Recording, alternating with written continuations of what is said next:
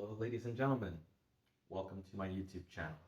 My name is Princeton, and this channel is about scaling a business from $25,000 a year in revenue to $1 million a year in revenue. Now, I haven't done that, and that's exactly why I started this channel. I've owned this business for about 7 months, and I'll get into the details in a second.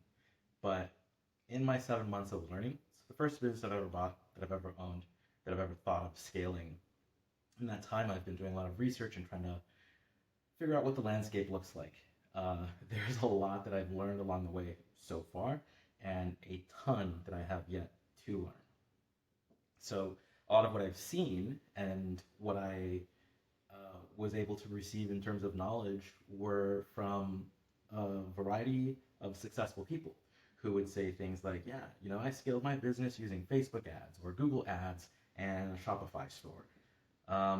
And they would talk about having strategies and roadmaps and things. And so I was always left with, okay, but what did you do? And actually, the last interview that I was listening to was an interviewee, and the interviewer was asking the interviewee how they had scaled a business from $1 million to $40 million. And the interviewee's answer, and there was about 40 minutes of interviews, and the answers were very, very similar. The answers were things like, well, we had to develop a strategy for our content marketing. And in that strategy, we had a roadmap for each one of our individual products. And we had to make hard decisions about whether or not the different elements of our decision-making fit into the roadmap that we had already designed that aligned with the strategy. And if it didn't, we would make hard cuts. And then we had to educate ourselves on how to market to the audience that we wanted to. And so, again, 40 minutes of that, which is not to say that it's bad advice or terrible, but I think what I ended up realizing was at the level of scaling $1 million to 40 million, talking purely strategic may work. I'm nowhere near that. But it may make total sense and it may be very insightful for people. But I am at the tactical level. So again, $25,000 a year in revenue is a whole different ballgame than $1 million, right? So what my problems are and what I'm trying to figure out could be small potatoes compared to really having in-depth strategic discussions. So I decided to start this channel because I suspect that there are a lot of people like me out there who would love to have a conversation about scaling $1 million and beyond, be very fruitful to them, but got to get there first, right? And so that's one of the perspectives that I had when deciding to start this channel. The other perspective is that even when people had discussions about starting off small and having to work out of their basement and having friends and family come over to help them out, those discussions were still, although relatable, because that's essentially where I am now, not informative enough for me to feel like the time I spent watching those videos helped me know what my next steps were. I could still extrapolate information, but it wasn't as light bulb moment as I would like for some of these things to be. So I decided to start this channel so that my journey is chronicled, essentially. I'll go ahead and start with the 3 reasons for starting this channel. The number 1 reason, the primary reason, is because I did, as I just mentioned, I want to chronicle my journey. If I manage to scale from 25,000 to 100,000 even, that would be a huge milestone for me. And I'd love for there to be a record of the things that I overcame to get there. And if there's anyone who could find that useful, all the better, right? Number 2 is because I am a person who just loves to learn things the hard way. As much as I do appreciate mentoring and education, and I listen a lot, and I'm super open to critical feedback as well. I'm very low defensiveness when it comes to stuff like that. But I'm also very headstrong and high risk tolerant. So it's something that I need to control a little bit more, especially if I've decided that, again, going from 25K to 100K even, but 25K to a million, I think there's less room if you're serious about making that transition for randomized decision making, off the cuff thinking, poor strategic planning, and things like that. So I want to, on a weekly basis, be very mindful of what my goals are for that week around the business. And at the end of the week, the idea would be to have another video reflecting on what I did accomplish and what I didn't, and why, um, what unforeseen roadblocks came up, and to kind of have a very mindful space where all my decisions are deliberate, at least to an extent, and that I've thought about what I'm trying to get to within a certain time frame and the kind of incremental milestones I want to accomplish as I go down that path. So being aware of the decisions that I'm making is another reason. And then the third reason that I alluded to earlier is having a community. I come from the tech world, and all my friends are 9 to 5 folks. Some of them, every now and then, will have an idea for a startup. And, you know, these tech companies. I'm in Seattle, but these tech companies and the people that work for them are usually they're pretty happy with what they've got going on. They've got their options being granted, and they get their refreshers every year. So, and with the way tech has been going, not a lot of incentive to leave that. Uh, so I don't really have a place to go where I can discuss things like, hey, there's 5 different AI ad agencies that are claiming to be able to run my ads. Have you tried any of them? Um, so being able to create and foster a community of people who are around this level at a 25K a year business uh, is one of my hopes. I would love for that to happen, so that not only can I share with them my struggles, but they certainly will have things that they've done and accomplished that um, they've overcome or solved in some way that they'd be willing to share with me. Of course, the entire idea behind having a community. And if this gets to that point, that would be ideal. Uh, One of the non-goals is monetization. So I'm hoping that saves me from at the end of every episode having to say please like and subscribe.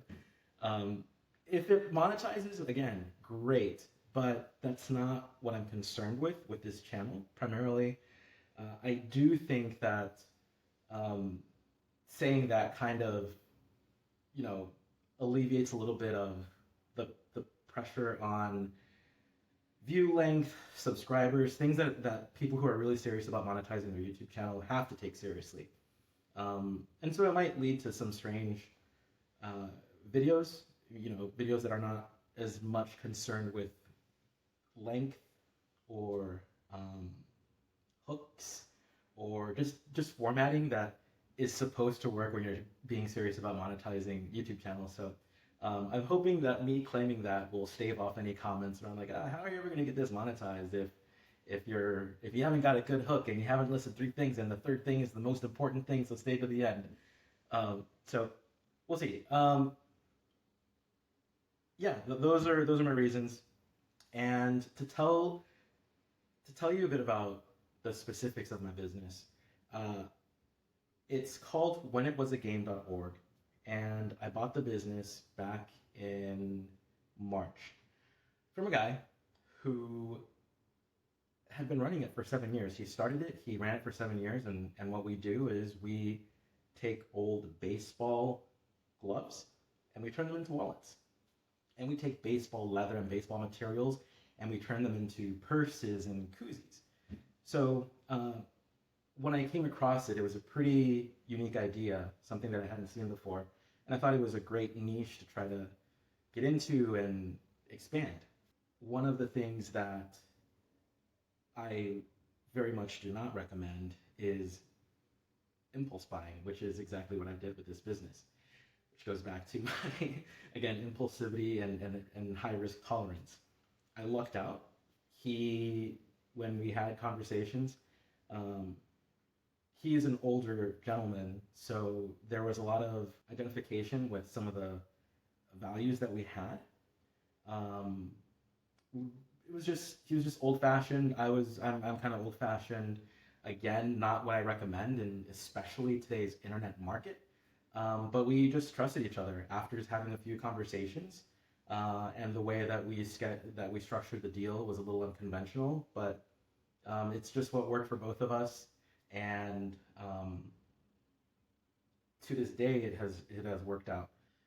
So I think for the first few episodes, I want to kind of take the time to reflect on challenges that I've had and what I've overcome in the last 7 months, and the challenges that have stuck with me to this day that I actually don't really have an idea of how I'm going to overcome. Or I have some ideas, but I don't know which one's going to stick, right? Uh, and after that, I'll get into some of the details of where I am on a week by week basis and what I hope to accomplish. But the reason for that is because I was having a conversation with an associate, my business partner, I guess you could call him. He's helping me out a lot with the inventory. And I was telling him that there's all these things that we need to get done, and if we want to scale, we have to prepare. And here's what I'm doing, and we just need to catch up. And he's like, yeah, I know we do, but you got to also think about all the things that we did, and what you've accomplished and what you've overcome already. So he's a great guy. He's been probably my best friend since high school, since we were 16. So about 25 years now.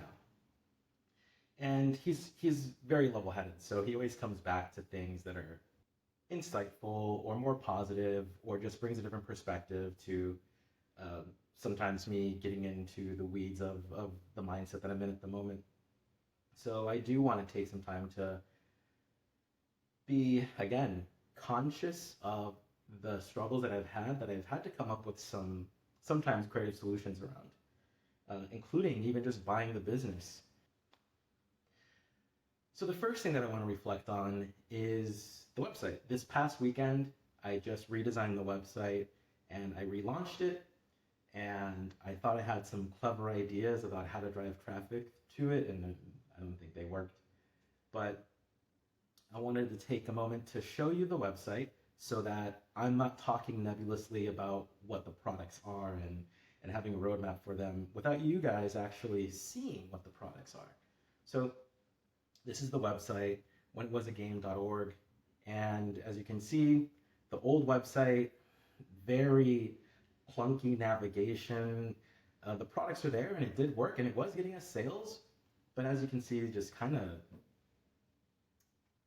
not modern. And so this is the new website. So it didn't take me that long to do this. A lot of photoshopping, actually I use Pixlr, which is a free internet Photoshop equivalent, and I love it, and I can't believe it's free, but it's great. It's super easy to use as long as you're familiar with some Photoshop basics, but a lot of that stuff, I had to watch some videos on how to deploy certain features that I wanted on the Shopify theme setting that I had chosen. But it wasn't anything too complicated. There are some things that I still need to work out, but as you can see, just the navigation's much smoother, much more modern. I think it provides for a more streamlined user experience as well. And there are things that I need to learn that I am balancing on whether or not I want to really go down the path. Just as a quick aside, one of those things that I keep seeing is like, you gotta drive sales funnels, and then when people leave their carts, you gotta start sending emails, and you gotta send 3 emails a week. And I'm like, maybe that's like salesmanship and marketing 101, and that's the new era of the internet, but annoying my customers into buying, it's not what I'm going to do. So those are the kinds of things, and those are the kinds of problems I'm having today. But yeah, that was just a little bit of a tangent from discussing the website and some of the things that I need to work on and tweak to a level that I feel comfortable. And then there's also some bugs that I need to figure out how to fix too. But anyway, that's where I am today.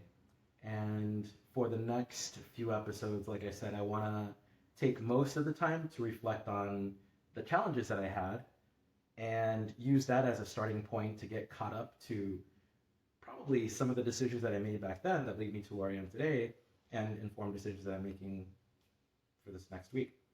Again, one of the primary reasons, reason number 3 for starting this video series, is to form a community. So if there are folks watching, I would be super appreciative if you comment, if you join the community, if you have feedback, if you are in the same place, if there's any way to begin conversation discussions, or what the platforms are for facilitating internet communities like this, the best ones. So anyway, I think that's it for my first video. Hopefully this is not as difficult to be, at least once or twice a week, as consistent as I'm hoping to be. And I will see you guys in the next one. Thanks.